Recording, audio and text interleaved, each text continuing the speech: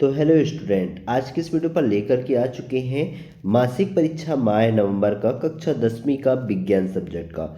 और हिंदी, अंग्रेजी, संस्कृत, गणित सभी विषय के मासिक टेस्ट, जो मासिक परीक्षा है नवंबर माह का, वो अपलोड हो चुका है। जो बच्चे अभी तक नहीं देखे हैं जाकर के देखिए और तैयार कीजिए, क्योंकि आज से ही आपके पेपर स्टार्ट होने वाले हैं। तो सभी दोस्तों को अपने भेज दो और स्कूल के ग्रुपों में भी भेज दो, जहाँ जहाँ मन हो हर जगह भेज दो, क्योंकि सभी के पास पहुँचना चाहिए। मेन मोटिव ये है हमारे चैनल का कि सभी के पास, सभी बच्चों के पास क्वेश्चन पहुँच जाए और वे अच्छे से तैयारी कर सकें। पहला क्वेश्चन क्या है, सही विकल्प चुन करके उत्तर लिखिए। और हाँ, चैनल को जिन्होंने अभी तक सब्सक्राइब नहीं किया है सब्सक्राइब कर लो, क्योंकि अर्धवार्षिक पेपर आ रहा है। आपको पेपर इसी चैनल पर रियल पेपर मिलेगा। तो पहला है, मनुष्य में लिंग गुणसूत्र की संख्या होती है तो कितना होती है? 23 जोड़े होती हैं। कौन सी? लिंग गुणसूत्र 23 जोड़े होते हैं, यानी 46 गुणसूत्र। ठीक। फिर मेंडल ने अपने प्रयोग में किस पौधे का प्रयोग किया था? मटर पौधे का। मटर पौधे क्यों प्रयोग किया था? क्योंकि इसका जीवन, जो सर्कल होता है, 3 से 4 महीने की होती है, इसलिए मटर पर प्रयोग किया गया था।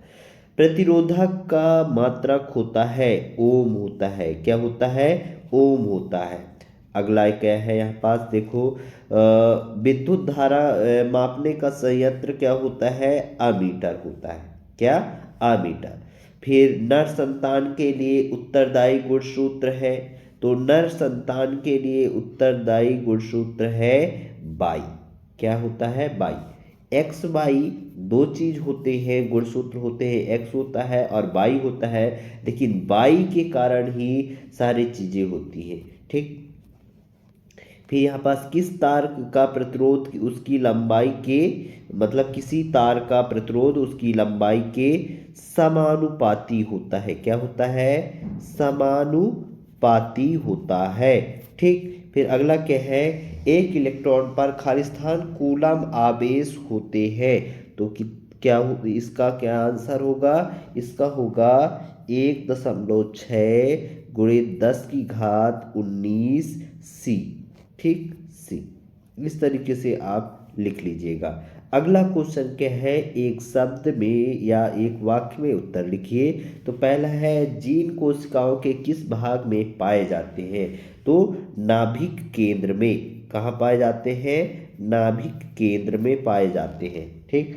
फिर विद्युत आवेश का मात्रक लिखिए, तो इसका होता है कूलाम। ठीक, कूलाम। फिर एक इलेक्ट्रॉन पर कितना आवेश होता है? तो कितना आवेश होता है प्यारे बच्चों? 4.8 × 10⁻⁻10 ESU। ये ESU में है, या कि आप लिख सकते हैं 1.6 × 10⁻⁻19 कूलाम। ठीक, कूलाम ऐसे लिख सकते हो। ठीक ना। फिर अगला क्वेश्चन क्या है, यहाँ पास से क्वेश्चन क्रमांक चौथा से आपका क्वेश्चन आंसर स्टार्ट हो जाता है। इनके आंसर पूरा बताऊंगा, वीडियो के लास्ट तक बने रहना। ठीक। चौथा क्वेश्चन है, प्रभावी लक्षण किसे कहते हैं? और इसके अथवा में क्या है प्यारे बच्चों? अप्रभावी लक्षण किसे कहते हैं? प्रभावी लक्षण और अप्रभावी लक्षण ये अति महत्वपूर्ण क्वेश्चन है, IMP है। इसको आप अच्छे से तैयार कर लेना, क्योंकि ये अर्धवार्षिक में आपको देखने को मिलेगा गारंटी के साथ। ठीक। फिर विद्युत परिपथ किसे कहते हैं? और इसके अथवा में है ओम का नियम। ओम का नियम अच्छे नियम है, इसको आप अच्छे से तैयार करके जाना, क्योंकि ये अति महत्वपूर्ण प्रश्न है और ये अर्धवार्षिक में देखने को भी मिलेगा आपको। ठीक ना। फिर यहाँ पास देखो क्वेश्चन क्रमांक छठवां क्या है, गुणसूत्र क्या है, इसके कार्य लिखिए। गुणसूत्र की संरचना वगैरह भी पूछी जा सकती है आपके पेपर में। और मेंडल के पृथक्करण का नियम लिखिए, या कि आएगा मेंडल ने मटर के पौधे का चयन क्यों किया था, कारण बताइए। तो ये वाले क्वेश्चन पूछे जाते हैं मेंडल से, एक अवश्य क्वेश्चन बन के आता है, हर साल पूछा जाता है। तो मेंडल वाले जितने भी क्वेश्चन है सभी क्वेश्चन को अच्छे से कवर कर लेना। सातवां क्या है, 1 घंटे में 50 वाट विभवांतर के 96,000 कूलाम आवेश को स्थानांतरित करने में उत्पन्न ऊष्मा परिकलित कीजिए। तो इसका आंसर बता देता हूँ, 4 नंबर का क्वेश्चन है।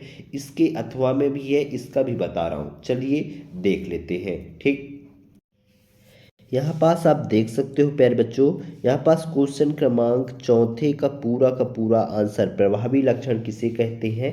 तो यहाँ पास पूरा प्रभावी लक्षण के बारे में विधिवत दिया गया है। ठीक, इसी क्रम में यहाँ पास देखिए, ये अप्रभावी लक्षण किसे कहते हैं। अप्रभावी लक्षण की परिभाषा है, ये अथवा का आंसर है, आप देख सकते हैं। विधिवत अच्छे से आप लिख करके आइएगा। ठीक, ये शॉर्ट में आंसर है, लेकिन लॉन्ग में भी आप लिख सकते हैं। फिर क्वेश्चन क्रमांक 5वां क्या था, विद्युत परिपथ किसे कहते हैं, है ना। विद्युत परिपथ की परिभाषा और उसका चित्र यहाँ पास बना दिया गया है। दोनों को आप बना लीजिएगा, ठीक ना, दोनों को लिख लीजिएगा, परिभाषा भी और ड्राइंग भी बना देना, तो आपको अच्छा रहेगा। ठीक, फिर यहाँ पास देखो क्वेश्चन क्रमांक 5वें का अथवा का आंसर है। ठीक, ओम का नियम लिखिए, और इसके सूत्र भी यहाँ पास दे दिया है, लेकिन ओम का नियम अक्सर पूछा जाता है, अच्छे से तैयार कर लेना। ठीक ना, यहाँ पास गुणसूत्र की परिभाषा क्वेश्चन क्रमांक 6वें का आंसर है, गुणसूत्र की परिभाषा दी गई है। फिर इसके यहाँ पास आप देख सकते हैं अच्छे से गुणसूत्र के कार्य दिए गए हैं। इस कार्यों को अच्छे से आप लिख सकते हैं, फर्स्ट कार्य, सेकंड कार्य और ये थर्ड कार्य, 3 कार्य दिए गए हैं। तीनों कार्यों को अच्छे से लिख लेना। ये 6वें का अथवा का आंसर है, आप देख सकते हैं अच्छे से, और इसको आप नोट डाउन कर लीजिए, क्योंकि ये पेपर में अक्सर पूछा जाता है प्यारे बच्चों। ठीक, इसी क्रम में ये 7वां का आंसर है, कौन सा है, क्वेश्चन क्रमांक 7वें का आंसर यहाँ पास दिया गया है, अंकित प्रश्न है, इसको आप अच्छे से हल कर लेना। ठीक,